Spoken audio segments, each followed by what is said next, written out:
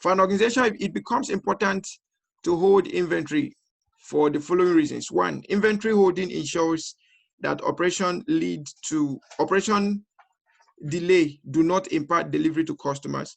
It also ensures that company can meet spikes or fluctuation in product demand.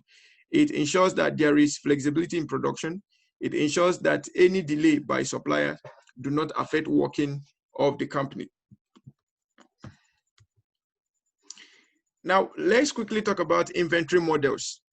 Inventory management is based upon two models. We have the independent demand inventory model, and then we have the dependent demand inventory model. In the independent demand inventory model, it talks about raw materials demand, which is dependent upon prevailing market conditions and is correlated to any raw material currently used by the organization. Finished goods is an appropriate example for independent demand inventory model. Then you have the dependent demand inventory model, which talks about how raw material demand, which are integral parts of production and form important parts of material resource planning. For example, demand for raw material can be established as the basis of demand of finished product. All right. Inventory costs. There are three broad categories of costs associated with inventory. That's the holding cost, the ordering cost, and the setup cost.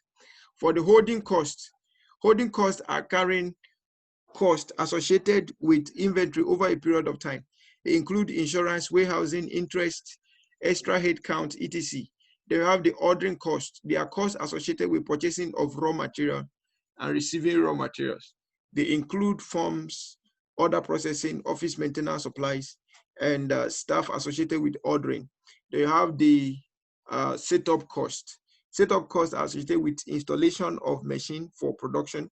They include cleaning up, retooling cost, and adjustment cost. So it depends on the kind of inventory you're having. So if you're going to have machineries or website or software as your inventory, then you may have setup costs. But there are some other inventory that you may have that setup cost might not be involved. All right, so dependent on the kind of inventory your company is running, then that will determine whether setup cost will be involved or not. But by default, holding costs and ordering costs are always there. Okay, then we have just in time as one of the strategic tools for effective and efficient operations and production management. Just in time is set of strategic activities which are formulated to achieve maximum production within minimal maintenance of inventory. Just in time as philosophy is applicable to various types of organization, but on implementation side, it is more relevant with manufacturing operations. For just-in-time systems to be successful, there are two critical elements: attitude of workers or management and practices. Okay, attitude of workers or management and practices. Fundamentals of just-in-time. We have just-in-time manufacturing and ordering, elimination of waste, lean management, signal system or the Kanban. Then you have the push or pull system. Each of them have their own implication. Just-in-time manufacturing and ordering, just like what we tried to talk about in one of the slides. I'm talking about, sorry, let me just go back a little and find, okay.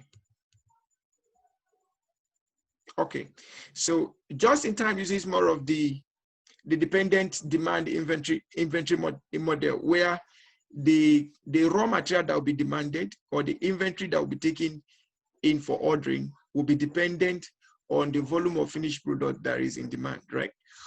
Okay, so that is for JIT manufacturing and ordering, where ordering determines manufacturing.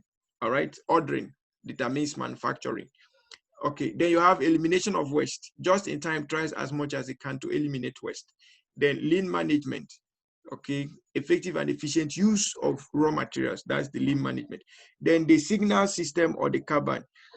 The Kanban is an agile process that is being integrated into operations and production management. Of course, we know that operations and production management are being modified to become projectized activities. Okay, so they use agile environment like Kanban, okay, where we could work with signals, color, okay, either work with Kanban board or we work with a manual Kanban board or work with the digital Kanban board, whichever way, both of them serve the same purpose of signals, all right? They serve as, we could see them as HAC signages, but in this case, it's more of colored signals, all right? Then we have the push-pull system. Materials and resource planning. Materials requirement planning is an information system for production planning based on inventory management. The basic components of materials planning are one, material planning provides information that is required that for raw material and products that are available for production. Then secondly, material planning ensures that inventory levels are maintained at its minimal levels. Then three, material planning provides information of production planning and scheduling, but also provides information about dispatch and stocking. Objectives of materials and resource planning. Material requirement planning is processed with production planning and inventory control system, and its three major objectives are: primary objective is to ensure that material and components are available for production and final products are ready for dispatch. Second objective is not only to maintain minimum inventory, but also ensure right quantity of material is available at the right time to produce right quantity of final products. Then thirdly, objective is to ensure planning of all manufacturing processes, the scheduling of different job works to minimize or remove any kind of idle time for machine and workers. And most often when I teach people level 3, if I'm teaching people who have done project management level 3, I don't really take much time because it's like we're repeating almost the same thing we did in project management in level 3. Okay, but when I'm teaching it as a fresh course, it always takes time. All right. Okay, because if it were to be that most of the people here are just taking a safety to augment their project management, we could have just said, okay, just take your project management notes and then we are done with level 3. Okay. Okay, advantages of materials and resource planning. It helps in maintaining minimum inventory levels. With minimum inventory levels, material planning also reduces associated costs. Material tracking becomes easy and ensures that economic order quantity is achieved for all lot orders. Material planning smoothens capacity utilization and allocates correct time to produce as per demand forecast. Disadvantages of material resource planning. Material planning is highly dependent on inputs it receives from other systems or departments. If input information is not correct, then output for material planning will also be incorrect. 2, material planning requires maintenance of robust database with all information pertaining to inventory records, production schedule, and so on, without which output again would be incorrect. Now, thirdly, material resource planning system requires substantial investment of time and capital. Material resource planning, interdependency of business functions. Material planning not only benefits operations department, but it also beneficial to the other departments of an organization. They are as follows. Material planning is useful in determining cash flow requirement based on material requirement and final dispatch schedules. It helps procurement team in scheduling purchase of necessary material. It helps the sales team in determining delivery dates for final products. Apart from these three recorded things here, there are other importance of material resource planning. Okay. It also helps to know the volume of human resource needed per time for the transformation of those resources to finished products. Okay. It also is very important in determining the quality of the finished product. Okay, because part of the things we say that affect quality is the raw material, right? So resource plan, material resource planning has a way of affecting quality. So those in the quality department also have to benefit from effective and efficient material resource planning. So it does not just affect these three areas; it affects other critical areas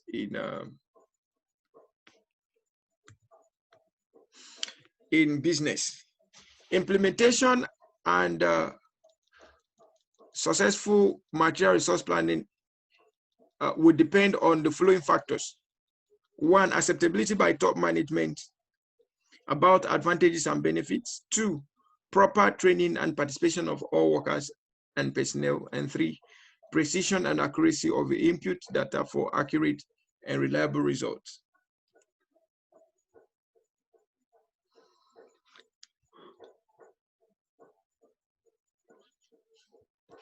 Production planning and control.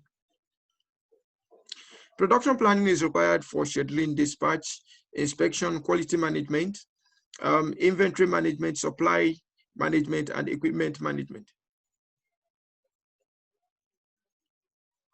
Production control ensures that production team can achieve required production targets, optimum utilization of resources, quality management, and cost savings. Now, what are the benefits of production planning and control? It ensures that optimal utilization of production capacity is achieved by proper scheduling of the machine items, which reduces the idle time as well as overuse. It ensures that inventory levels are maintained at optimal levels at all time. There is no overstocking or understocking. That's to say that economic order quantity is maintained. It also ensures that production time is kept at optimal level and thereby increasing the turnover time. Since it overlooks all aspects of production, quality of final product is always maintained. Now, the objectives of production planning: to ensure right quantity and quality of raw materials, equipment, and so on available during production, to ensure capacity utilization is in tune with forecast demand always. Dependence of production control. Production control cannot be same across organizations. Production control is dependent upon the following factors across organizations. We have the nature of production, like job-oriented, service-oriented, product-oriented, manufacturing-oriented, and all of that. So that will affect production control. You have nature of operation and you have size of operation. Operations planning. Scheduling deals with both time allocations as well as resource allocation for production of required quantity. Operations planning is done as part of short-term planning. High-level objective of operations planning is to decide the best way to allocation of labor and equipment to find balance between time and use of limited resources within the organization. Tasks performed by operation scheduling. There are three important tasks performed by operation scheduling. We have allocation of resources, workforce scheduling, and production equipment scheduling. In project management, we have what we call resource breakdown structure, and we have what we call the resource calendars. So when you have your materials and equipment, we have the resource calendars and the resource breakdown structures. The resource calendars will tell you the resources that are committed and non-committed, while the resource breakdown structure will tell you all of the resources involved in your project and then how they'll be used. All right. So when we talk about allocation of resources, you need a resource breakdown structure to know what to allocate or for what purpose each resource is brought in. Okay, then your resource calendar will tell you what is committed, what resource is committed at the time or not. It will also tell you what resource is over allocated or under allocated, over budgeted or under budgeted, overestimated or underestimated. So that will be found out in your resource calendars. Okay. Objectives of operation scheduling. You have due importance to delivery date and avoiding delays in completion, reducing time of job on machines, then proper utilization of work centers. Principles of operations scheduling. Principles of operations scheduling. Ensure continuous job schedule, end-to-end completion of job, remove bottleneck, ensure feedback and to make adjustments, skill set of workforce, enhancement of product and process. Scheduling helps in capacity planning and to reduce bottlenecks. Scheduling helps in streamlining order production based on due date. Then we have scheduling helps in sequencing of various job works. Approaches in operation scheduling, we have the forward scheduling and we have the backward scheduling. So let's look at what these two has to say. For forward scheduling, forward scheduling is a type of scheduling where the planner considers order receive date as starting point for forward planning of all activities. Backward scheduling is a type of scheduling where the planner considers the order delivery date as the starting point and does backward planning of all activities. Let's go through this again so that we understand it very well. Forward scheduling is a type of scheduling where the planner considers order receive date as the starting point for forward planning of all activities. Backward scheduling is a type of scheduling where the planner considers the order delivery date as the starting point and does backward planning of all activities. So where forward scheduling is considering order receive date as the starting point for forward planning, the backward scheduling is considering the order delivery date as the starting point and does backward planning for all activities. So while one is doing forward planning, the other is doing backward planning. So one is following a lean approach, one is following a strategic approach. Now let's quickly look at process configuration. A series of goal-oriented steps or activities is called a process.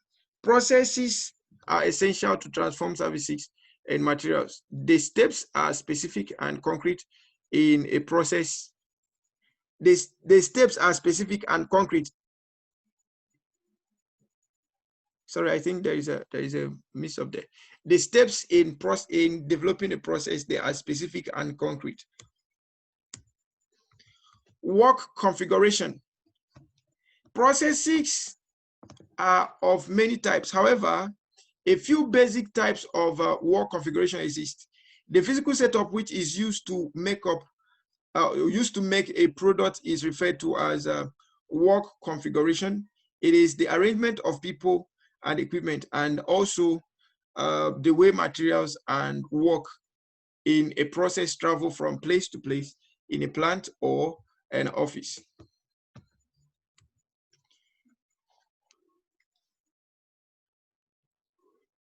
Kinds of work configuration. We have the custom shops for one-of-a-kind items. Then we have the job shops for batch processing. Then we have the flow shops for serialized processing. We have the flexible manufacturing systems for rapid model changeovers. We have the continuous flow processing for non-stop systems. Then we have the project types for developing new structures and systems. Now I have the different types of process flows. We have the analytical processes, and then we have the synthetic processes. Now, for the analytical processes, Progressive disassembly characterizes an analytical process. It is the opposite of a synthetic process because it disintegrates one thing into many. The term analytical process is derived from the fact that it involves analysis. Analysis is defined as breaking up a whole into individual parts so that their true nature can be found out. For the synthetic process is one in which different components come together in order to form a single product. Synthetic processes employ synthesis, which is defined as many inputs joining together to form a whole. The purest example of synthesis is many to one. However, in reality, this is mostly reinforced by a realistic or perhaps a relatively synthetic process, which combines the many to form a few instead. So why analytical is dealing with breaking a whole into simple units to find what the issue could be. For instance, in root cause analysis, we use analytical processes, but in typical manufacturing processes, we use synthetic approaches so that at the end of the day, we can have a single product from the addition of many, all right?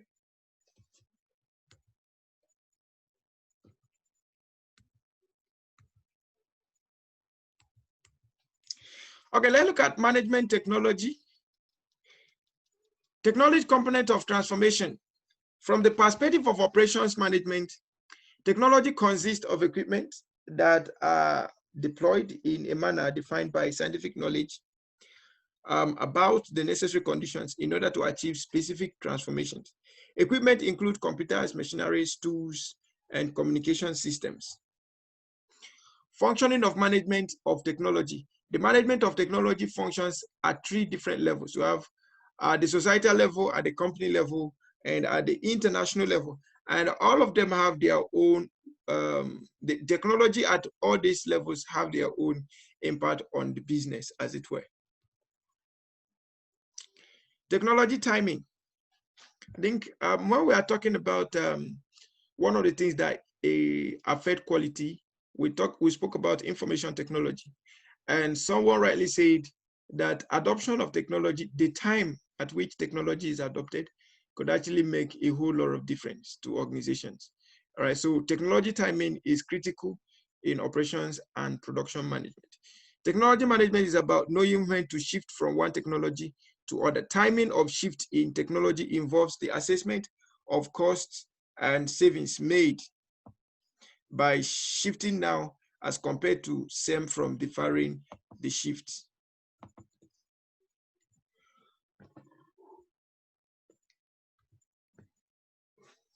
Primary aspects of technology. Product technology is developed within a firm by translating ideas into new products and services for its customers. Engineers and researchers mostly develop product technologies. They will have the process technologies.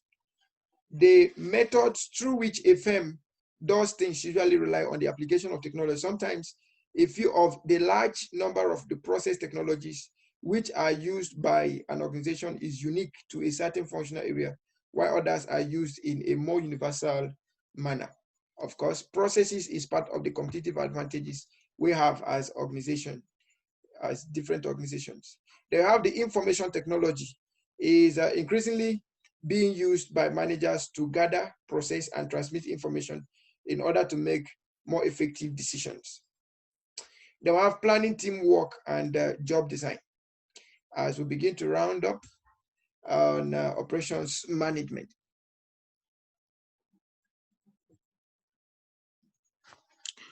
Training and technology. All operations management systems depend on the participation of people. Human factor always plays a part, and teamwork counts a lot. The best equation which relates people and equipment is therefore workers plus machines equals to process capabilities.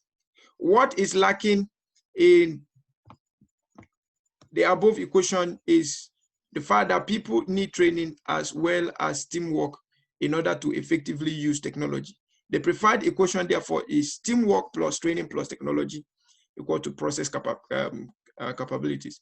Most organizations pay little or no attention to training, especially training and retraining of staff.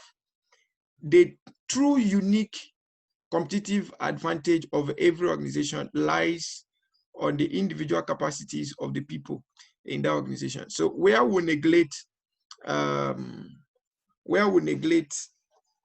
staff training or staff development, it affects our own outputs. Okay, and most at times when I'm taking trainings, I always advise people, apart from the certificate you want to get, make sure that the training you are having is relevant to your work. Okay, make sure that the training you are having is relevant to your job before you go ahead asking whether the certificate is valid or not. Make sure that the training first is valid to your career, is valid. It can help you improve your performance, improve your productivity, help your organization improve revenue. Okay, if your training can help you achieve that, certificate will be secondary. But where we place certificate first before the value of the trainings that we do receive, we might not have to experience the true performance, the true productivity, and the true increase in revenue that we want to get. Okay, I think I've said this in most of my trainings. Even this evening, I received a mail of such where people will write to you and ask you, can I have a waiver from exam and then pay for certificate? And you could be wondering, if you don't want the training, what do you need the certificate for? Okay, we mustn't all be so focused on promotion, focused on increasing our salary, focused at the end of the day, we are just empty vessels. We are carrying certificates that does not reflect the inner abilities or the competencies that we pretend to have. So importantly, before we ever embark on any training, please do a training needs analysis and be sure that the training you're going to take has its own benefits to your career. Okay, its own benefit to building your capacity first. Okay, you first, all right, before anything else. If your capacity is well built, then your performance is actually the true determinant of promotion, not certificate. Certificate is just a secondary appraisal tool, okay, for promotion. The basic tool for promotion is your performance appraisal. All right, performance appraisal is your number one tool. Then every other thing there is secondary. Okay, and we just need to understand all of these things so that we don't go ahead pursuing certificate. At the end of the day, the value is not there.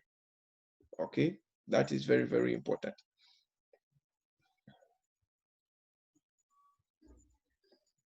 Okay, training and technology. The goal is to determine the correct blend of technology and training.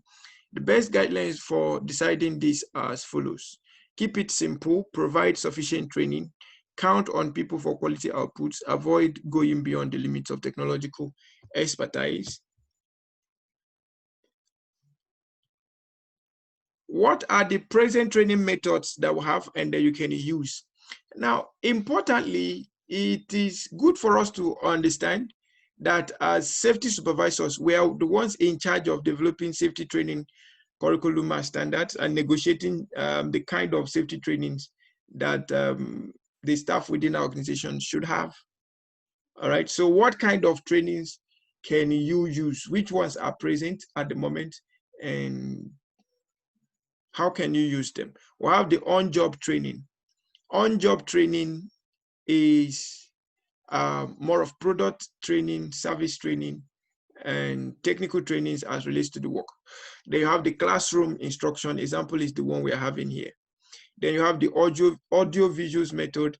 Okay, the classroom instruction method, a typical example is the in-class. The audio visual methods, you have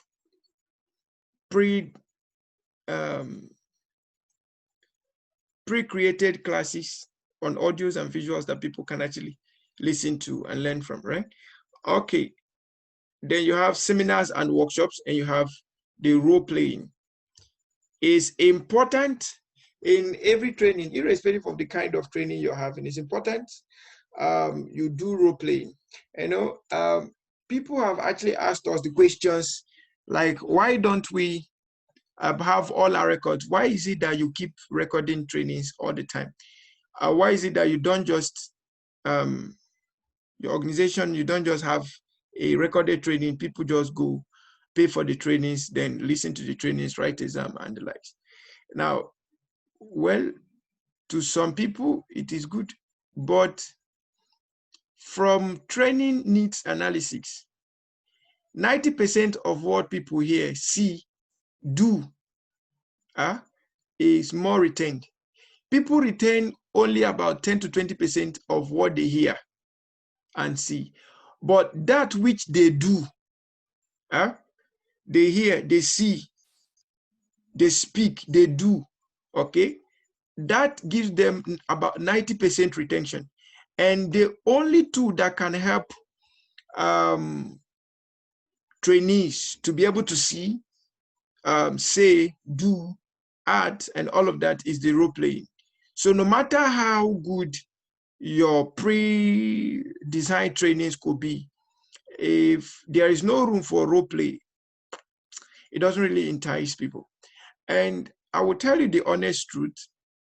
Every organization have their own uniqueness. And I think one of our uniqueness is to have our classes, online classes, live rather than to pre-record them and then push them up. Anybody can know. Why we also encourage this is for interaction. People ask real-time questions. People ask, you get to see people's real problems, as it were, and you provide real consulting at the moment of the questions, right?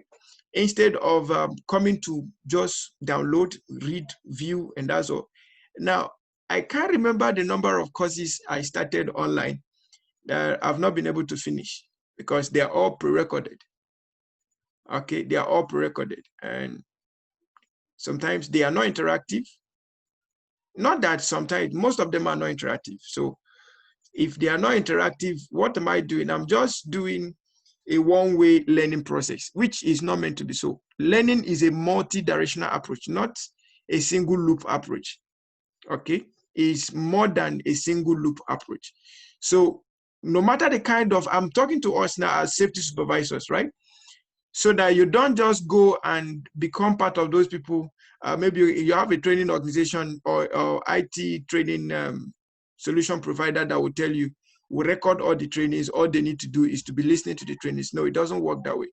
What they need to listen to 10 times before they get a result, if you have to conduct a one-on-one training with them, it will take you less than 10 times of the effort to get that thing delivered. Then them listening to it over again is just a reminder and to help them buckle up. Not that they are trying to understand what is being said on the audio or what's trying to be said on the visuals, right? So this is very, very important. All right, role playing is very, very important. No matter the kind of training you want to organize, try to make a role play. And that's why no matter how crashing our projects, training projects are, there's always room for presentation.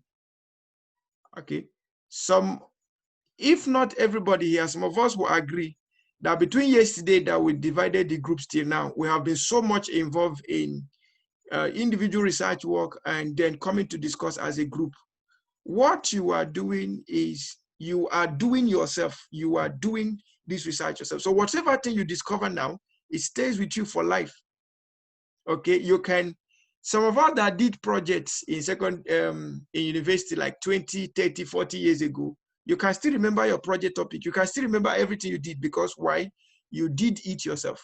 Now, in the same vein, if they ask you the courses that you were taught in final year 40 years ago, some of us might not remember. Why? Because it was a single loop approach. Some of us just get to photocopy materials, read for exam passed, and that was all. Okay, so we need to appreciate the place of role playing in training. All right, role playing. Everybody must be involved in your trainings. don't allow people to, I was listening in the background to when this class started today. So I was listening to Mr. Joseph and Mr. Elvis. They were discussing their group assignment. And I was smiling from the background. I wanted to lock the class from people talking, but when I discovered that they were talking about their group assignment, I allowed them to do what they needed to do. And from the discussion, is like they get to discover themselves better. Apart from the work, they spoke on other things. All right. So role play is important. Okay. By Saturday, you assume my role as a facilitator, and I will listen to you. Okay. And I'm going to learn something, obviously. I'm going to take a role of a participant, and someone else is going to take the role of a facilitator. Then you teach.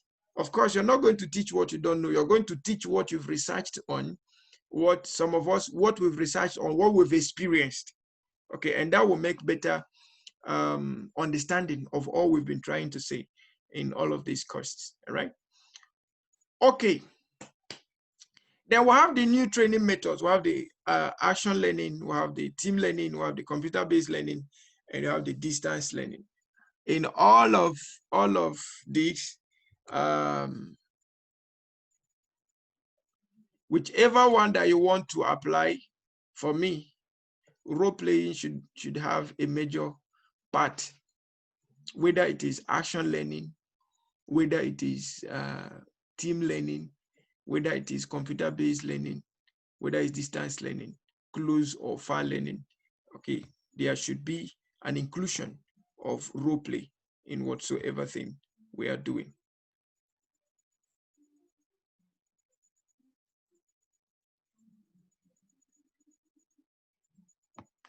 Okay, someone is saying I can't hear. Please, I want to be sure that everyone is hearing me. Please, if you can hear me loud and clear, please, can you help me type 1-1? If you can hear me loud and clear, can you help me put 1-1? All right. Thank you so much. In that case, can someone please, all right, Mr. Elvis, can you please help me reach out to Mwala Sylvia? Maybe he or she may need to log out and sign in again, or carefully check his audio system or her audio system to be sure that they're working. Mr. Elvis, please, I will appreciate your help. Thank you so much. Just chat him up privately, and let's see how we can help him. Thank you, sir. All right. Job design. You know, when I started this class, at the point, I told us that safety, health, safety, and environment is just a derivative from human resource management. Like, as it were, now somebody could be asking, what is bringing job design to health, safety, and environment? You cannot separate operations and productions management from health, safety, and environment. And if you cannot separate operations and production management from health, safety, and environment, inevitably, what it means that you cannot separate human resources from safety, because we need human resources to deal with those operations and production activities. Okay, and if we cannot separate operations and production activities from health and safety, it inevitably means that we cannot separate project management from health and safety. And if we cannot separate project management from health and safety, it simply means that everything we are doing, be it in health and safety, in HR, or in project management, all we are doing is towards business. All right? All we are doing is towards what? Achieving business goals and objectives. So job design is a critical aspect of human resource management. All right? So let's look at what it's all about, and then we'll proceed. Job design essentially involves integrating job responsibilities or content and certain qualifications that are required to perform perform the job. It outlines the job responsibilities very clearly and also helps in interacting, or perhaps in attracting the right candidates to the right job. Further, it also makes the job look interesting and specialized. So if you're a health and safety expert, obviously you're going to have to find a way to improve your HR skills. Okay.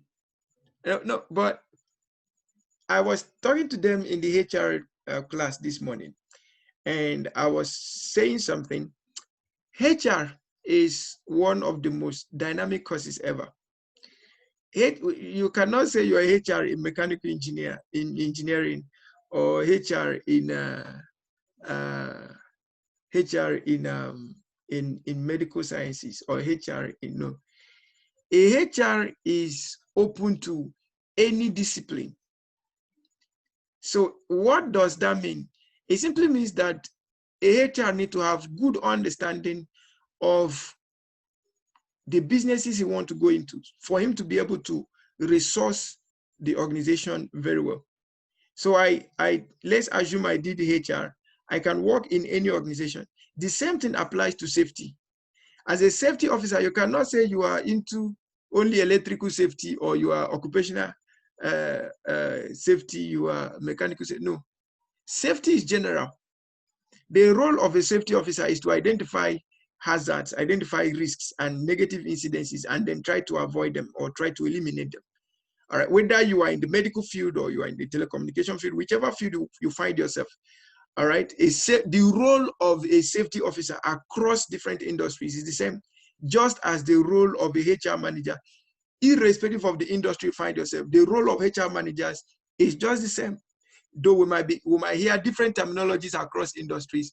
All he needs to do, all the HR, the most important thing that the HR or the safety officer need to do is understand what those key concepts in the business that he's doing, or the business that his company is doing, is all about. Then with that, he can know how to resource his organization effectively and efficiently. So when people wake up and tell me that safety is only for engineers, I laugh.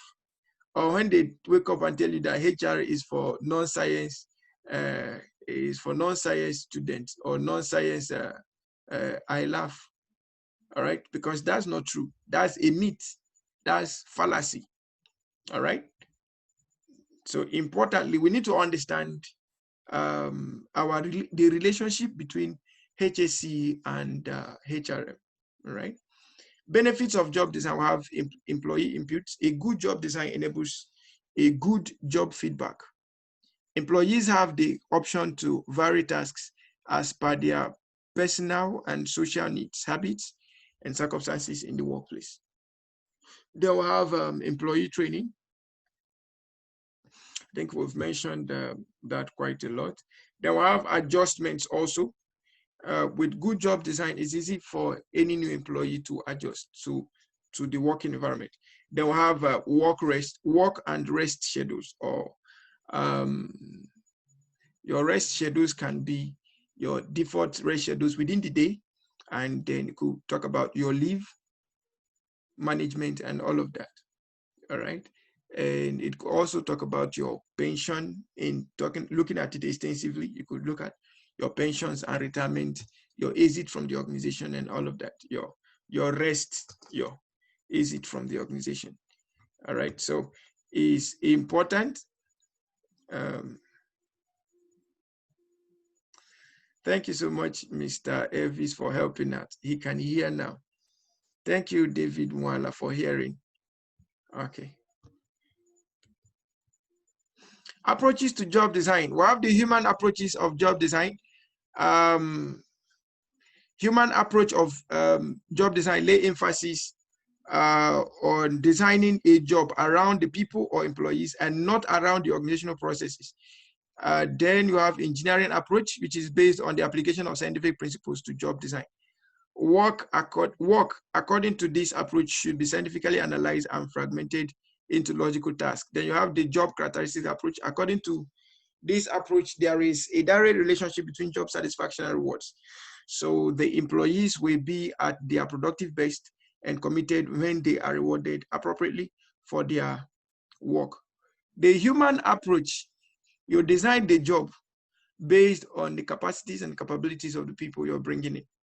In the engineering approach, you use a logical approach, creating a synergy between what to be done and the people that are going to be doing it. So we talk about theories like the Aristotle theory, the McClelland's theory, the Ardefas theory. All of those theories of motivation we consider them to be part of engineering models or engineering approach, the classical management approaches. All right, we refer to them mostly as the engineering approach. Okay, where money is actually seen as a basic reward or basic motivation tool. Okay, so people definitely will work according to these classical theories. People will work because of money, okay, or the value they perceive to receive from doing the work. All right, then you have the job characteristics approach, where there is direct relationship between job satisfaction and rewards. Issues on job design, you have the telecommuting or work from home, job sharing, flexi working hours, alternate work patterns, techno stress, and task revisions. Okay, like I said, human resource management is one of the most dynamic environment. So it's not something you can say you've learned it all. Like I will always keep reminding us, for the fact that consumer behaviors will keep changing, so many things will keep changing. Human resource policies will change. Safety policies will change. Before now, safety HSE was not that predominant as a force. But as technology keep advancing, HSE had become predominant. Before now, it was only oil and gas that was the major, although they are still the ones in larger, to a large extent, the ones promoting HSE, right? Through their, in oil and gas, actually, it's difficult to get access to any reasonable position in oil and gas without safety certifications. Then now looking at your project management certifications. And for those of us that want to stay longer in such environment, then you can start looking at things like human resource management, right? Okay, so oil and gas had given HSE a very prominent respect, all right? But today, the banks have safety officers. Service-based organizations have safety officers. Where organizations that deal with warehouse, like Jumia, Konga, what you could do, even Zoom, the Zoom we are using now, they have their safety officers. Okay, so HSE had become an all industry-wide inclusive tool for driving sustainability and driving performance. All right, so why is this so? Because the human behavior keeps changing. The market keeps changing. All right, and as the market keeps changing, new needs, new opportunities keep coming up. And as these new opportunities keep coming up, new opportunities will also come out in the forms of certifications and trainings. There are upcoming certifications that we've not even heard about. Okay, now we talk about cyber security. Do you know very soon we'll start talking about the major jobs we'll be talking about will be things like digital marketers. They will start looking at blockchain, maybe blockchain managers. Okay, you know, we used to have stock brokers. So very soon we are going to have blockchain managers, cryptocurrency experts, and all of that. Okay, they have the FS. Now, anytime you open the internet, you see so many apps coming up on FS. That's foreign exchange trading apps, right? So many things are actually changing. Why are these things changing? Technology is bringing so many revolutions, and we have to pay attention to these things. I have always advised for all of us, we need to be strategic rather than being redundant. Okay. If you can take a look at human behavior in the next 50 years and you begin to understand the trends that human behavior will follow, you could become the richest person in a twinkle of an eye. I will tell you something. And when I was going into becoming an entrepreneur, right, I only asked myself one question. I said, only if I will understand the meaning of value, that same day I'll be rich. Now, I don't mean that I don't know the dictionary meaning of value, but I wanted to know what value is to customers. I wanted to know what market, what in business term value really is. I took several courses, entrepreneurship, business management, and all of that. I even had to go and take, in fact, the last place I went to take a course, that the day I knew I understood the meaning of value, I took a course with Enterprise Development Center. That's a branch of Lagos State Business School, all right? I was taking a course on value creation. It was a mini MBA program, and I was taking that course. Dr. Ogidon was taking us. Now, he just wrote the topic. No, we're using a slide, right? What do they call it? What do they call this thing that we use? PowerPoint, no, projector. So it was in a projector to project. So as he came up the stage and projected that, I looked at him and I told the person beside me, I said, this is the reason why I came to this class. And I think now I know the meaning of value. Okay. Without him talking, I saw the meaning of value in him. I've done more than 10 courses as of the time he came. But when he came up, he flashed that on the screen, value creation, and with all the smiles and everything he was coming to teach us with, I told the person beside me, I said, now I know the meaning of value creation. I tell you the truth, from that day till now, I've not had any need that I will say I don't know how to raise money for it. I'm not saying it as a bragging, as to brag, no. When you understand the trend of change of consumer behavior, you will always be on top of your game, especially as an entrepreneur, as a consultant. You always be on top of the game because you already know where the next shift will be to. Okay. For some of us that are still investing in shares, congratulations to you. Okay. For some of us that are still spending a whole lot of money hiring marketers for your products and for your services, congratulations to you. But I tell you the truth, someone will only need to have a computer and then the right applications, and you will have much greater results than the person that has 100 marketers would have. All right. What are all of this all about? Consumer behavior changes, adoptions and adaptations. All right. So we need to understand the place of all these things in the flexi nature and the dynamic nature of human behavior. All right. I was teaching HR consulting this morning, and I was telling them in the HR consulting class, you don't need to have an office to start. By the time you're done with level 3, what else do you want to do? Okay, after the promotion, what next? After you're done with your career, some of us could be 40, 50 right now. So in the next 10, 15 years, we'll retire. After retirement, what next? Do you know your best time, for those of us that are into civil service, do you know your best time could be after you've retired? Yes, I'm telling you the honest truth. You use the time you have now to work out your modalities on how to kickstart your own operations and do whatsoever, do the necessary fixtures, learn everything you need to learn, build the necessary capacities you need to build, gain all the awards you need to get. All right, those things will serve as a good startup for you as a consultant. All right, so get the best system you need to get now. Like if you need to buy a system, get the best kind of system you need to buy now.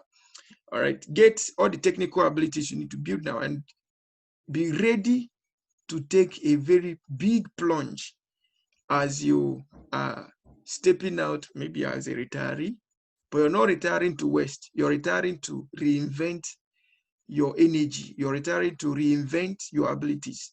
You're retiring to reinvent your personality and come up with something better. Okay? Don't retire and go and start making math. Say, I have HSC lead certificate, I have project management lead. Those ones, certificate doesn't make any more money. All right? And never you in your life come to the point of, Kai, I would have done this. For the fact that there is life, there is always an opportunity to start afresh. Okay, so for anything that you ever wished that you could have started, maybe you would have been wishing that, oh, you would have started consulting 20 years ago. You would have started consulting 3 years ago. In fact, you would have started consulting yesterday, or perhaps you would have started your consulting service earlier today. Provided there is life, there is hope. And for the fact that you're open to learning, then the opportunities are endless. All right, so why not build up your models, build up your business plans, and then start afresh? Don't be like our grandfathers, okay, that when they are done, they sleep day in, day out, waiting for pension and gratuity. I pray for you that your life will not only depend on pension and gratuity.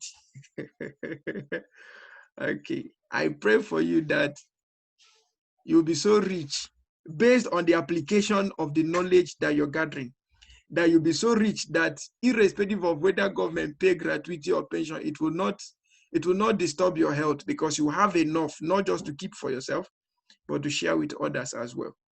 All right. So application of all of these things we are learning is essential. Okay. They are all essential. All right. While we are doing these small professional trainings and all of that, also take out the time to start building the technical abilities to launch. Okay. Take out the time to do the necessary things to launch. You know, one of my mentors told me, he said he's infectious. And I said to myself, I said, I'm contagious. Okay. Now, it's difficult for me to actually train a set of people without them having their own consulting firm. Consulting is one of those areas that you can be consulting and be doing your business. Nobody disturbs you, and you don't disturb anybody. Okay. Okay. Let me give you some instances of what I'm trying to say. I know. In 2013 or 2014, I was privileged to have my mathematics teacher, my secondary school mathematics teacher, in my project management class. He's a civil engineer, structured civil engineer.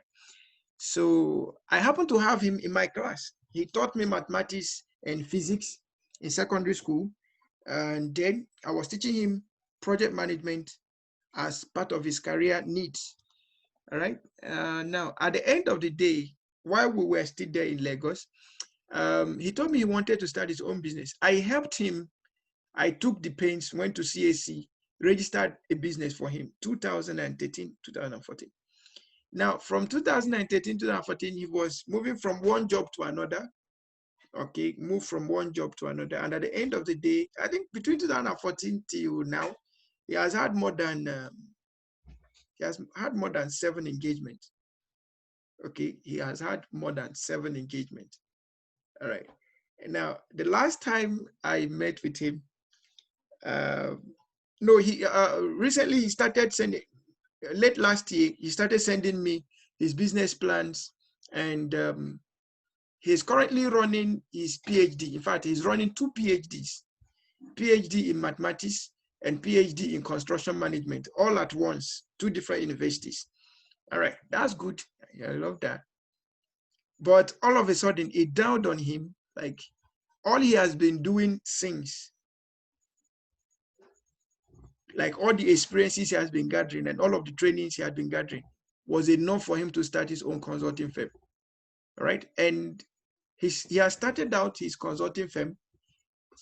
For any time I speak with him now, he will tell me that he leaves his house as early as possible in the morning to meet up with staff or perhaps client demand as early as possible before going to his own office where he's an employee. I don't know whether you get what I'm trying to say. So he leaves his house, according to him, sometimes he leaves his house as early as 4:30. Okay, gets to Island. He stays in Ikeja, so gets to Island. All right, does everything he wants to do in the island before going to his office. His office is in what do people call that place? Ikoyi. His office is opposite Deputy Governor's lodge. Right? Is that in Ikoyi? Okay, but I think I've been there before, so they were showing me the Deputy Governor's lodge. All right, so he does all of his consulting before going to work, and then when he gets done from work, he continues from where he stops. All right, and that is giving him But even if he decides now to, he told me that this is the last job he's going to do, that is coming out, he's having his own standalone project. And that is great. So before they retire you, have your own retirement plan. Okay, and before you expire, please give yourself, let's try to give ourselves life.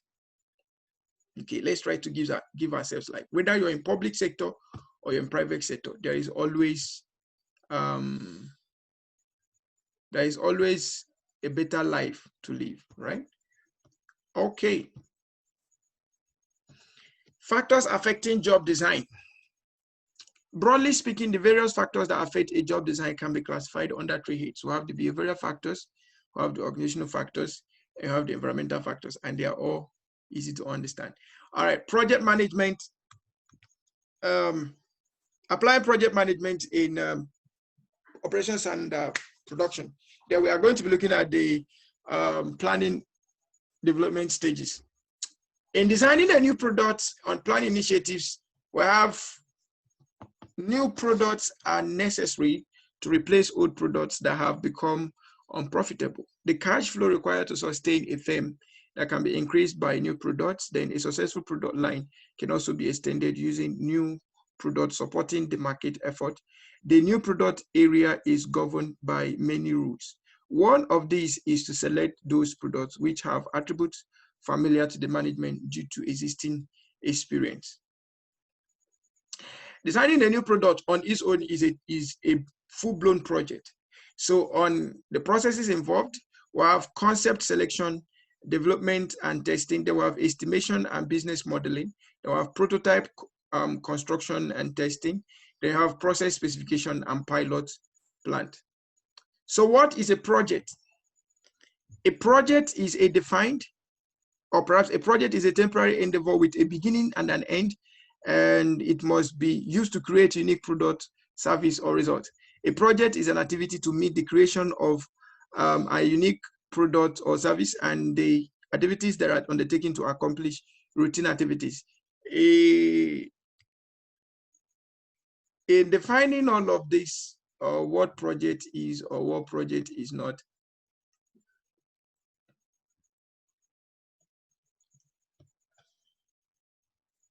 it's important that we understand that projects must be undertaken under clearly specified time, scope, and budget.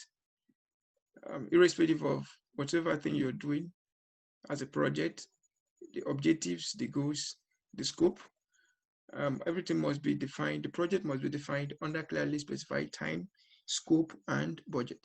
Now, managing projects. In managing projects, you have to describe the goals, plan the project, carry out the project, complete the project, and then have continuous improvement. So we can actually bring this to what we call the 5 process groups, where we talk about the initiation, the planning, the execution, then you have monitoring and control, and then you have closure.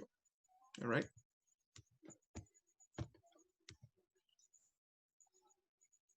Redesigning projects.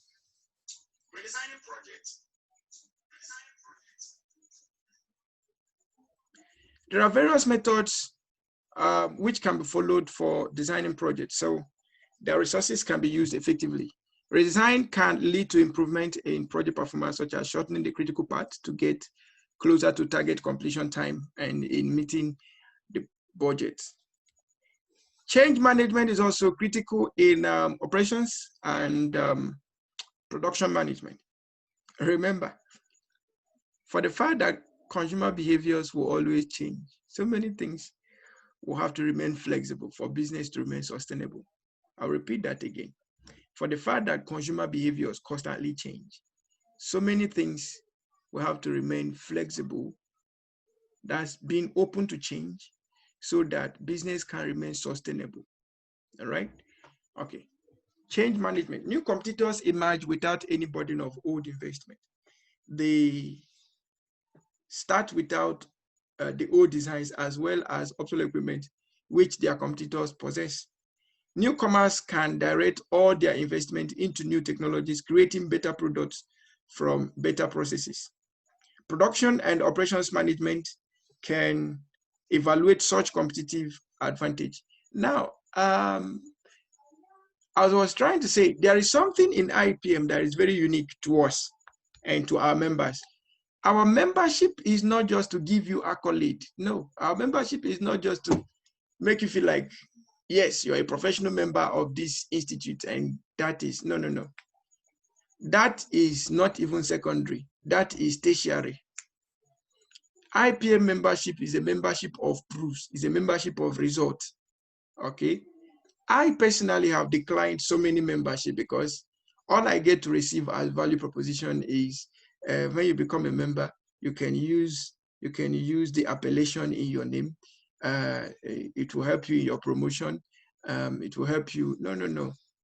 We should be able to move people within professional networks from poverty level to wealth levels. If we claim to be professionals, then we should be able what is okay? What's the essence of professionalism? Is it not to use knowledge for better gains? That's why we are called professionals, using knowledge for better gains. So if you are a professional in a field and you are a professional with a group, and all is helping you do is for you to have it as part of your appellation in your name, and you're paying for it. Some of us are paying every month, some of us are paying every year. If that's the only reason why you're a professional, then I think there is something that needs to be done more. It was on this kind of premise that we designed our membership to have wealth creation as part of the membership platforms or membership opportunities in the platform. And now, wealth creation in this case is not as though you're selling any product or whatsoever, but you should be able to use what you know to, at least worst come to worst, you should start your own consulting firm. Then allow us to advise, leverage on the other members of the institute, get the right mentorship, get the right counsel, get the right advisory. Do you know the company you're working today could become your biggest client tomorrow? If you can lay out the right patterns of event, if you can allow the right changes to take place and you manage these changes effectively and efficiently. All right. So don't just become a professional by name, certified lead safety professional, and that's all. And there is no result to prove for that. Okay, I've seen some people that they will tell you, I have my HSC from World Safety Organization.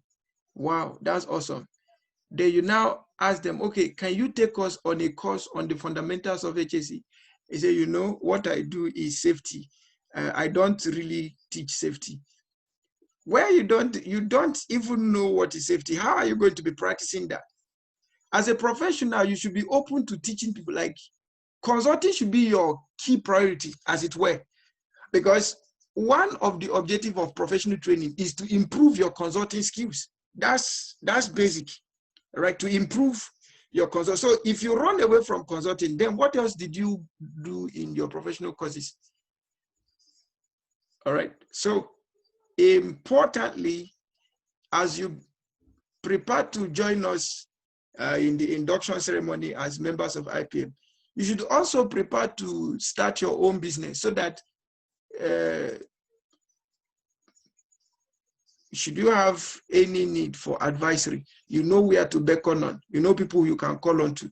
And so, okay, well, please, if you have a group of projects, or if you have a project, you have a group of people you can fall on to. Okay, I say, okay, if your company is having an issue, you know where to go to. All right, that's what we are talking about. All right. And there is also something unique about IPM membership. IPM membership is so unique that you can actually learn anything you want to learn professionally. As a member, you can learn anything you want to learn for free. Let's take, for instance, you want to start a new business and you don't really know much about business planning. You can make a request for a free lecture on business planning, and you get to be taught for free of charge. And the person teaching you can consult for you for free because both of you are in the same professional body. Who knows, maybe tomorrow he will have his own need and you'll be the one to solve it. All right, that's where networking becomes unique. All right, so instead of paying for individual training every day, when you join IPM or as you join IPM as a member, you are open to having those kind of trainings for free from highly qualified individuals with unmatchable levels of experience to help you take care of those things.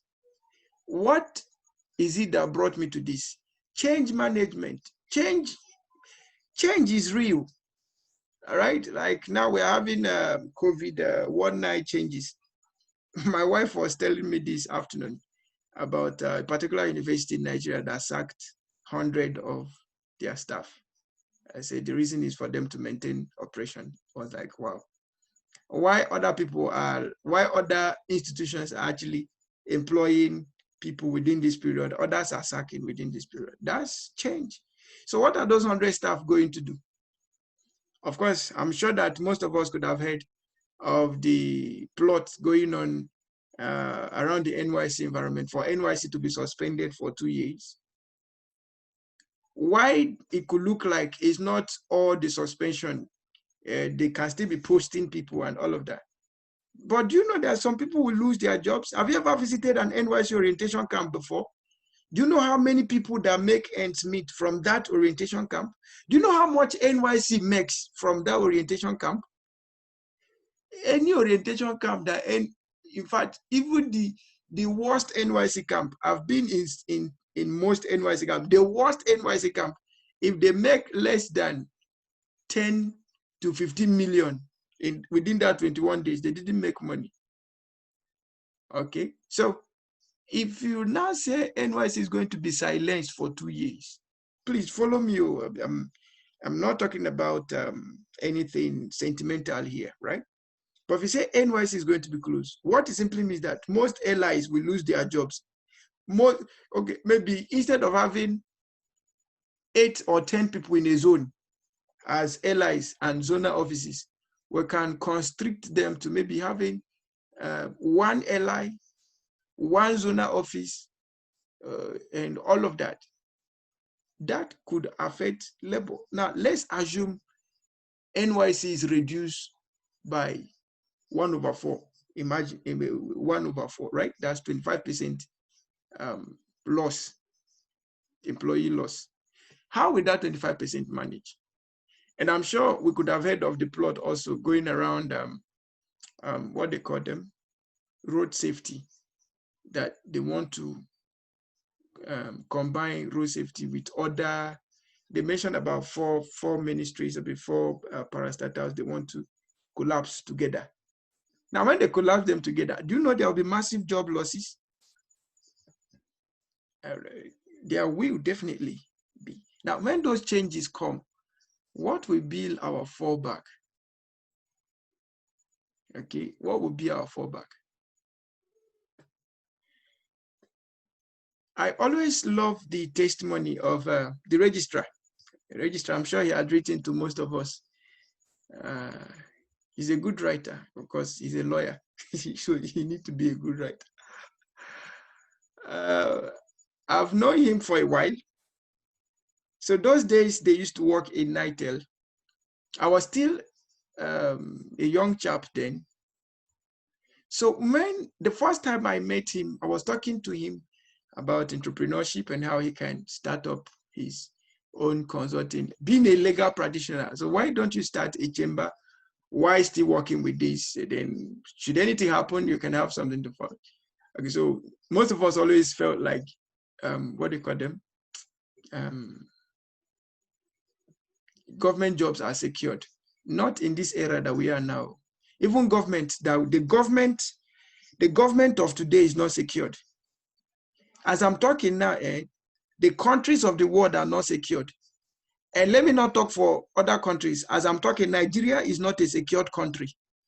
So how can someone in prison get you out of prison? Do you know the debt rate of Nigeria now? And we are still talking about job security. How can we be talking about job security in a country where we are borrowing every day? And we don't even know how the borrowed money is being used. In fact, we need some safety auditors to go and start auditing all those debts we are bringing for this country. All right. Now, when Nitel finally sold off, I was in his office in one of the days they were doing their final clearance and all of that. And for the first time, I invited him for an entrepreneurship training, and he came. No, I didn't invite him. He was the one that invited me, right? He called me up and told me that there is this entrepreneurship summit he want to go for. He was going to pay for me, do everything, all right, just for me to accompany him to the place. Why not? He's my boss. So I followed. And I sat down there quietly listening. At the end of the day, I couldn't stop laughing. He said, "Oh, we are going." He told me, say he joined Nitel, was it 1976 or so? He said, if he had started a company as of the time he joined Nitel to date, he would have been better off. Irrespective of the fact that he was working with Nitel, if he had started something beside Nitel, he would have been better off. Now, when they sold off Nitel, he entered into farming. So currently, he's both a legal practitioner and a full-time farmer. Okay, he has over 52 acres of land where he does his farming. All right, big time farming, right? Okay, so whenever we meet and we talk, he will always tell me, you say, you people that started up early, you made the right decision. And I remember one of those incidents. I was invited to come and deliver a lecture to some young chaps in the NYC camp. No, these ones were the ones passing out. Okay, so there they have their, there is what they call it, is the head of something.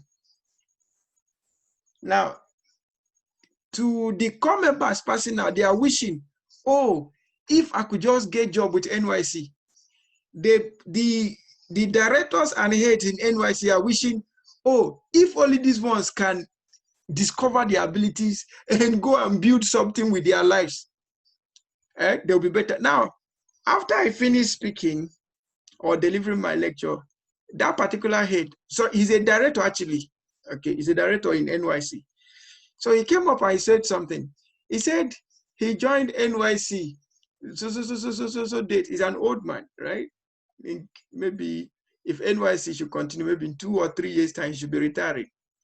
He said he will never allow any of his children to join public service without having to start something else as a side work. Let them use civil service as a learning platform to build systems, build structures, build processes for their own businesses. Not that they are going to depend solely on civil service. Okay? Does it mean that civil service is not good? I'm not saying civil service is not good. But there is something about civil service. You already know your start date and your end date. But in your own present business, you only have a start date. There is no end date, except you want to end it by yourself, for yourself. All right? Okay, so it's important we understand these things. Calculate your age right now. Then calculate what else you want to do with the remaining of the days you have. You know, whenever I'm teaching strategic management, I tell people, I say, don't just write or don't just wish. Calculate and tell yourself the day you die so that you know better things to do with the days remaining. If anyone that tells you no one knows tomorrow, run away from the person. Anyone that tells you no one knows tomorrow is a lie. Everyone that has a plan of his life knows tomorrow. Only those that don't know tomorrow are those that don't have plan. All right. If you have a plan, you know tomorrow because you know where you will be tomorrow according to your plan, except there are changes of which there should be. But even with the changes, you already know that, oh, I may not be here tomorrow, but as we take care of these changes, I will definitely be here. So let us look at our lives critically. All of these experiences we've gathered. Some of us, 1969, 1952, you've worked for 20, 30 years. Those experiences are rock solid. Let these professional trainings be like your curry and your Maggi, like your seasoning to your experiences. then use them to explore the opportunities. The truth is that there are unmatchable opportunities all around. Okay, and the kind of business environment we are now, a business environment that you're setting up your business, you're looking at a global scale, not just as a domestic scale, you're looking at a global scale. So you could be receiving payment from all parts of the globe. All right, you could be receiving payments from where? From all parts of the globe. So let's try something else, right? Let's try something else. Even if you did not pay for this exam or pay for this certificate, but the day you sit down to change your life, just remember that there was something that you learned from this class, right? That will, in fact, that is our major priority for all of these things we've been doing this period, to help everyone learn better, to do better. Learn better to do what? To do better. That's all. If we can achieve that change, good. But remember, the change we are talking about here is change to operations and production management, right? And then how we can use or establish safety standards and safety policies in managing these changes as they occur. And for the fact that there are continuous projects in businesses, then it means that changes are inevitable. Change of introduction of new products, modification of existing products, customers survey, feedback, and all of that. Okay, and technological changes and all of those things. All right, production and operations management parts in change management. Production and operations management brings special knowledge to the change management team, which consists of 3 parts as given below. Familiarity with respect to technology, understanding the interaction between environmental protection and technology, then understanding the responsibility related to ethical production practices. Re-engineering for change management. Re-engineering aims for radical improvements over a reasonable time period. Re-engineering requires new systems designed from scratch to totally replace existing systems. Re-engineering is associated with application-oriented short-term research activities. General principles of re-engineering: we have identified special core qualities, identify core processes, trace cross-functional transactions, develop detailed process analysis, then select process to be redesigned. Okay. Now, if you look at this principle very further, this is just a complete introduction of agile project management methodologies to business operations or production operations. All right. So for those of us that are still running away from agile environment, please don't run away from agile project management. Agile project management will soon become a bygone, because I'm definite another approach will come up, because the major driver here is consumer behavior. Okay, and who knows, maybe tomorrow consumer behavior will just change. And now we are driving on the basis of the premise of consumer behavior, where there is high level of impatience. That's what is driving all of this agile environment. In fact, all of this safety, all of them are all on the premise of agile environment. Consumer behavior customers are highly impatient, and now customers have an array of choices. So before now, those choices were not that much, but now choices are terrible. Okay, if Jumia stop promoting the activities today, you could be so shocked that within the next 1 month, another company will top it up. Not that the company has not been existing, but for the fact that Jumia had been pushing their weight on the market, is trying to reduce the effort of the other company coming up. Why is Coca-Cola still promoting their brand, still running agile process? And like, is it because they don't have money, or they have not really made all the money? No, but because they really want to keep dominating the market. That's why they keep running out. Okay. How did GT Bank get to become almost the #1 bank? I may not say in Africa, because I don't know their presence all across Africa, but how did they become the #1 bank in Nigeria today? They are not the first bank in Nigeria. In fact, they call them New Generation Bank, right? But as of today, If you talk about technology-driven bank, GT is number one. Customer-driven bank, GT is number one. Service-oriented bank, GT is number one. How did they do it? It's just a simple understanding of what consumer behavior at the moment is. All right. And do you know I discovered so many things from GT today? GT, anything you're doing, see that their 737 had become so magical as almost a wallet. You can use that to buy anything you want to buy on the internet, provided you're buying it from within the Nigerian context. You can buy virtually everything. Okay, you want to buy a website, they will tell you if you're using GT, dial 737, then you get bonus of this. You want to buy an email plan, they will tell you, you want to buy SMS. Everything is GT embedded. So GT as it were right now is not a bank. GT is a technology solution provider. Permit me to say it that way, because we might be shocked that if we get to GT and start asking them, what are your services? It will all be technology-driven solutions. So they are using people's money to invest into technology. All right. So we also can modify already existing systems. Let's assume you are very good in the area you are. You are Ministry of Environment or Ministry of Commerce or Ministry Chamber, whichever one you are. What change can you really bring in there that will make that industry to be dependent on your services? There's what we call disruption, market disruption. What disruption can you bring in that the market will depend on you?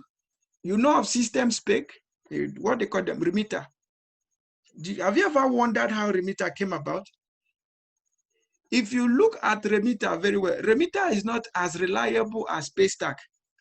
Remitter is not even as reliable as Flutterwave. But how did remitter get to become the #1 processing platform for the government that CBN are using them? Because they use the first entry advantage. Okay, and they were able to get government to endorse them, and government is using them.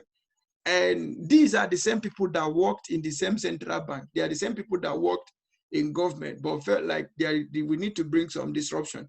Now they are the ones controlling government. If remitter closes today, all of these things we are calling TSA, single treasury account, we will all be running helter-skelter.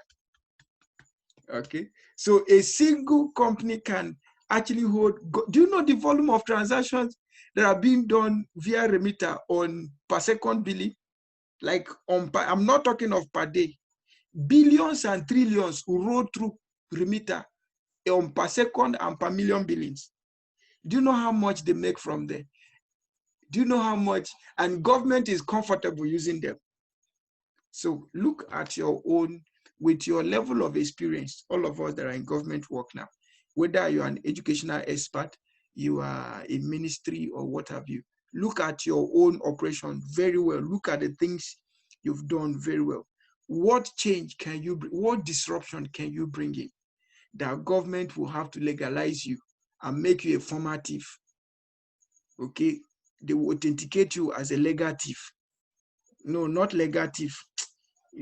But you understand what I'm trying to say, She? Okay, because there are so many remitter in Nigeria is a legal, constitutionalized. If you complete it, you're on your own. But they are constitutionalized and legal. This thing. They charge you any amount they want to charge you. Nobody queries them. So they charge you, your bank charge you, government charge you. Okay. All is well. Okay, framework of work study.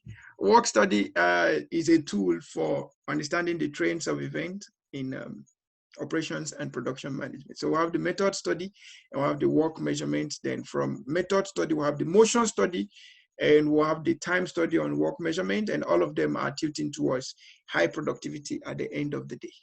Advantages of work study: we have meets delivery commitment, better management, worker relations. Then it helps to reduce the product cost through elimination of waste and unnecessary operations. It enables the achievement of a smooth production flow with minimum interruptions. Today we have what we call, is it IPPIS? IPPIS. Oh, God is faithful. Advantages of work study: better layout of the workplace, enables the achievement of better working conditions, reduction in rejections and scrap, and higher utilization of the organization resources. Some of my lecturer friends, they told me that as soon as the COVID is getting over, as soon as they are calling back school to order, they are going on strike. And I asked why. He said the IPPIS, that they all thought it was a good thing for them, that they were paid very well at the first 2-3 months, but as they progressed, they found out that they were deducting the account unnecessarily, and there had been no clear definitions to what these deductions are all about, and they will tell you they are all service charges. Okay, have you ever imagined who brought about this IPPIS? Do you think that person is still working with government? I just want us to think, like, if it is think out of the box, think. But if it is think out of the earth, you're permitted to think out of the earth.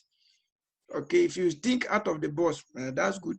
If you want to think out of the earth, anyone you want to do. But just imagine who brought about IPPIS. How did they get to legalize or privatize LOMA?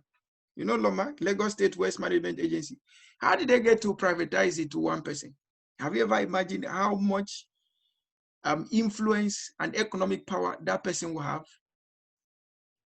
Have you ever imagined the kind of economic disruption people like Dangote brought to this nation? In fact, it is not just to this nation. Have you ever imagined the kind of disruption they brought to the economy, the African economy? I'm not forcing us to think, but I'm just trying to say we've gathered enough experience that we shouldn't just prepare to retire. No. We are all soldiers in this planet A2. No leave, no transfer.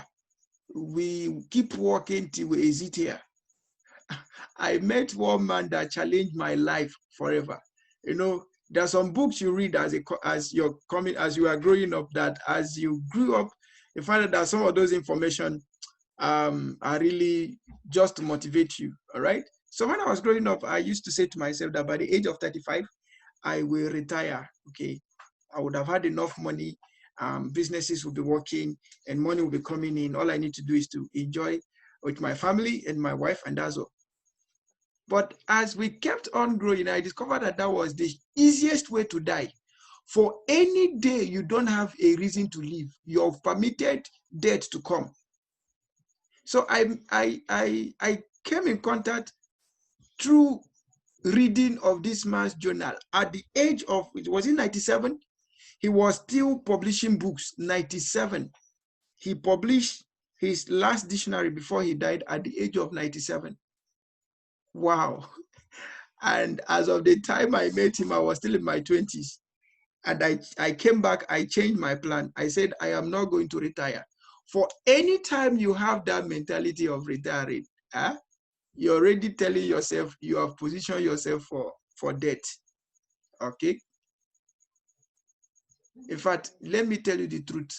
Prosperity has a way of advancing your life, especially morally sound, legally sound, righteously sound prosperity. You see my definition now. When the prosperity is righteous, is moral, is legal, it has a way of advancing your life. Okay, but when we all concur to this polluted prosperity or polluted financial prosperity, at the end of the day, it will give you a heart attack. But there are some that you have. Those ones I just defined now, the one that is morally sound, legally sound, righteously sound.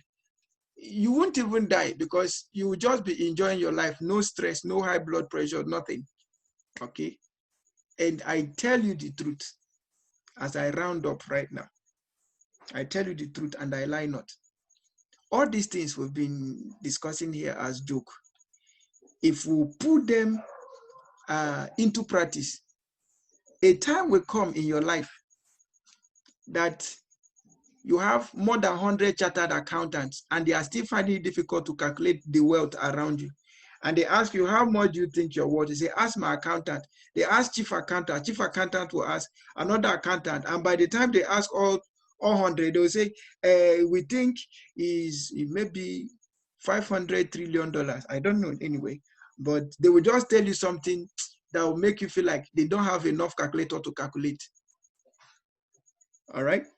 But all of these things are all going to be a product of what? Disruptive thinking, innovative thinking, harnessing all of these experiences we've gathered over the years, all of this knowledge we've gathered over the years, bringing them into paper, creating value out of them, and then making the best use of them in imparting lives, imparting generations, imparting nations, imparting, and imparting. And as you impart, you'll be so shocked to impart heaven, okay? And more blessings will come for you, okay? Of course, there is no way you will impart, there is no way you have morally sound prosperity, legally sound prosperity, and righteously sound prosperity without imparting heaven, okay? And as you impart heaven, more blessings will come. All right, so if you forgive me for all of the time I've taken, I think I will take a bow from here, and we can take all the time to read through all of these ones, and then in our class tomorrow we continue from here. I think it's almost 9:30, just have 10 minutes to 9:30, and this is where I'm going to stop. Should there be any question, I will take it right now, and then we'll go and have our rest. Then tomorrow, same time tomorrow, we continue. Thank you so much for listening to me.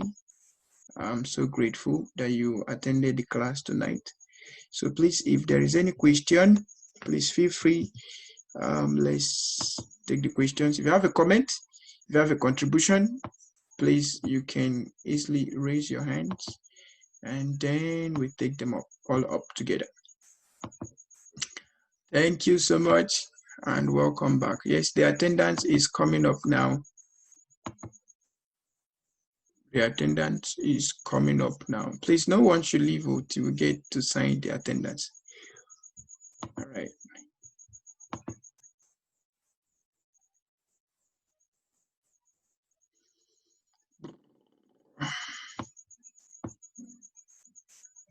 Okay.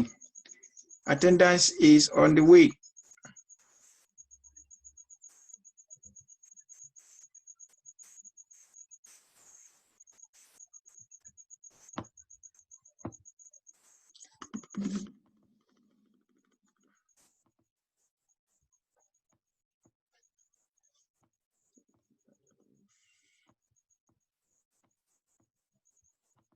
Okay, if anyone has any contribution,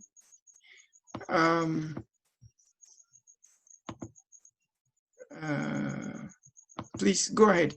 All right, please, the attendance is on now. Please, let's kindly fill our attendance. The attendance is on now. Please, let's kindly fill the attendance.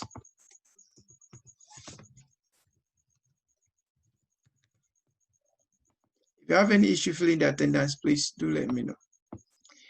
I want to give us an assignment right now. And this is going to be part of your branding work. It's a personal assignment, not to be submitted, but I think it will help you in discovering more of your positioning, as it were, right now. Okay, so you're going to open Google and type your name. Just do it right now. Okay, except you're using your phone, so maybe you might not minimize, but if you can minimize, or if you're using your system, just minimize. Use Google, type your name, and tell us what Google will tell us about you. No, don't tell us. Just find out what Google would say about you. Okay. The truth is, you might not know how many people that are searching all of those change of job, change of career you're trying to do. You might not know how many people that are searching for you. So how positioned are you on the digital world today? Because that's the basic tool we are using right now. All right, so search for your name. if Google page, or if your name cannot be found apart from Facebook, LinkedIn, Twitter, if your name cannot be found in other relevant websites, then you might need to start doing something. Start working on your portfolio and your profile to gain digital relevance, right? And if you search for yourself and it's not up to what you think it should be, then maybe you could, in the next class, that will be by tomorrow evening, while we go through the classes, then we can look at how to improve on our personal branding for great profiting. All right. Okay. I'm not seeing any hand up. I'm not seeing any comment. Does it mean there is no question? Should we go and rest? I discovered that in this class, we have majorly doctors, nurses, so they're always on duty.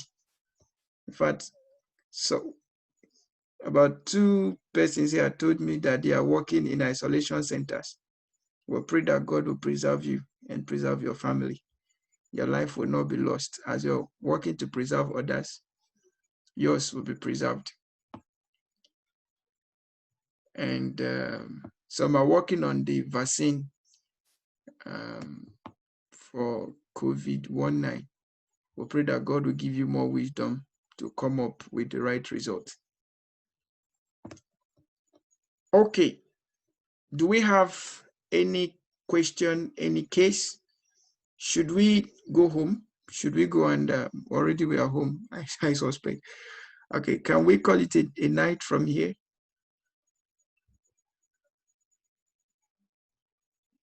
Is there anyone who has not signed the attendance or you've not seen the attendance? If you've not seen the attendance or you've not signed the attendance, please, can you wave? You've not seen or you've not signed? Okay, so our group presentation comes up on Saturday.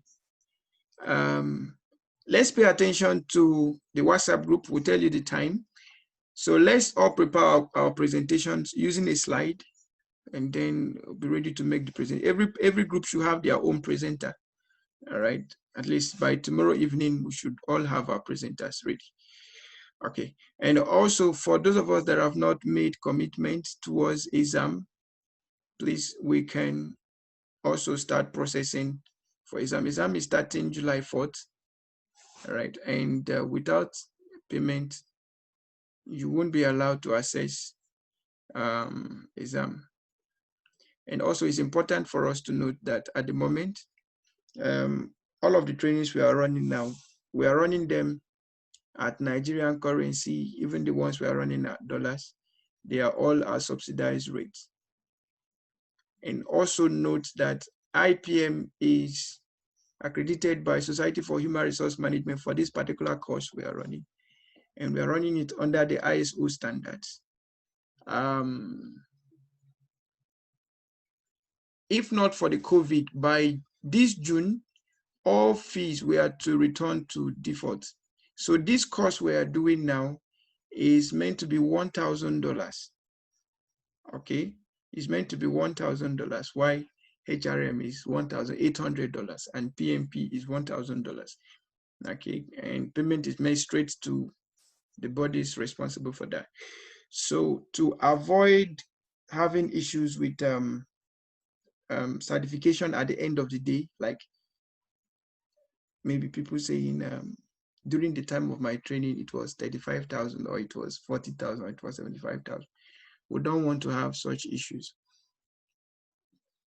The only thing is make sure you make your commitment and make sure you reach out to us should you have any challenge. In subsequent times, these fees might not apply. As the COVID is lessening, yesterday we received a note that training fees has even been increased by 25%. So by the time you add 25% to what I just said now, you should know what it should look like. So let's maximize the opportunity and Make better use of them. For now, I will say again, thank you so much for taking the sacrifices to be part of this opportunity. And I pray that this, both the investment and the time you're making out, will count for you for profit, for change of story, and for advancement, so that by the time we meet in November for induction, we'll be talking better stories and discussing better opportunities. All right. Okay. If you don't have anything to tell me, I think I've exhausted everything I need to tell you for now. And I can now say, from where I am staying, we used to say, how did they say good night again here? Sorry, let me remember, please. I'm trying to remember good night. Is there any Hausa person here? How did they say good night again? How will I forget it? Good night. Hey, how did they say good night again in Hausa now?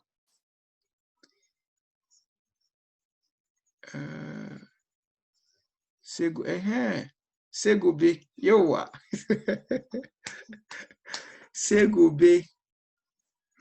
So Segobe from this end. All right, see us tomorrow, 7:30 p.m. For those of us from Ghana, that will be 6:30 p.m. All right.